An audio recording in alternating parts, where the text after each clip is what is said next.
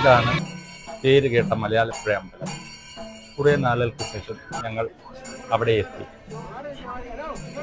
എത്തിക്കഴിഞ്ഞപ്പോൾ ഭയങ്കര തിരക്കുള്ള ഒരു ദിവസമായിരുന്നു.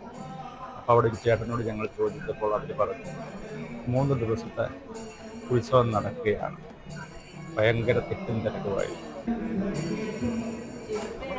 ഞങ്ങളവിടെ 3 മണിക്കൂറോളം നിന്നു. അതിനുശേഷമാണ് ഞങ്ങൾക്ക് തൊഴാൻ പറ്റിയത്. തൊഴുതിറങ്ങി ഞങ്ങൾ തന്നെ വീട്ടിലേക്ക് തിരിച്ചു.